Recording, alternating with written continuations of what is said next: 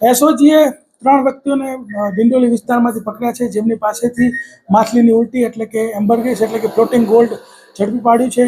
1 kilogram 70 ગ્રામ 1 kilo 70 ગ્રામ જેટલું છે, જેની આંતરરાષ્ટ્રીય કિંમત 1,10,07,000 રૂપિયા થાય છે।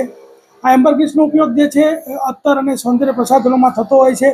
આ લોકો ભરૂચના દરિયા કિનારેથી ધીરુ વાઘેલા અને ઉમેશ ભાલિયા બંને આ લોકોને વેચવા માટે 3 મહિના અગાઉ આપેલું।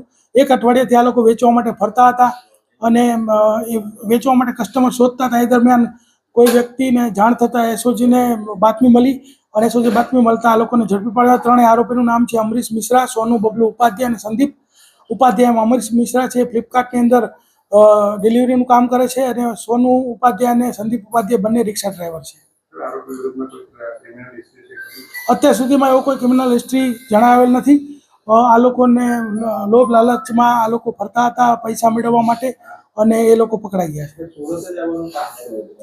અગાઉ પણ અમે જે આવા કેસો કરે છે, લોકો સુરત જે છે આપણી આર્થિક પાટનગરી છે, એટલે કોઈ પણને એવું લાગે કે ભાઈ સુરતમાંના ગ્રાહકો મળતા હશે એટલે આ લોકો ફરતા ફરતા અહીંયા આવતા હોય છે, પરંતુ ક્યારેય કોઈ વ્યક્તિને આવા ગ્રાહકો ક્યારેય મળતા નથી। અને જે કોઈ સૌંદર્ય પ્રસાધન બનાવતી કંપનીઓ હંમેશા જે એના ઓથોરાઇઝ ગવર્મેન્ટે નક્કી કરેલા જે ડીલરો એની પાસેથી જ એમને કદાચ એમ્બરગ્રીસની જરૂર હોય તો લેતી હોય છે, કોઈ આવા લેભાગુ તત્વો પાસેથી લેતી નથી। પરંતુ જે લોકોને કોઈ પણ રીતે એન કેન પ્રકારે કોઈ દરિયા કિનારેથી આ એમ્બરગ્રીસ મળી આવે તો લોભ લાલચથી એ લોકો સરકારને જાણ કરતા નથી, ફોરેસ્ટ ડિપાર્ટમેન્ટને જાણ કરતા નથી અને આવા લોકો આવું વેચવા માટે ફરતા હોય છે। પરંતુ હંમેશા એમને જેને એ લોકો વાત કરતા હોય એમાંથી જ કોઈ બાતમીદાર બની જતું હોય છે અને એ હંમેશા એ પકડાઈ જાય છે। એટલે આવું કંઈ પણ એમ્બરગ્રીસ ક્યારેય પણ મળે તો હંમેશા ફોરેસ્ટ વિભાગનો સંપર્ક કરવો, પોલીસ વિભાગનો સંપર્ક કરવો અને સરકારમાં જમા કરી દેવી।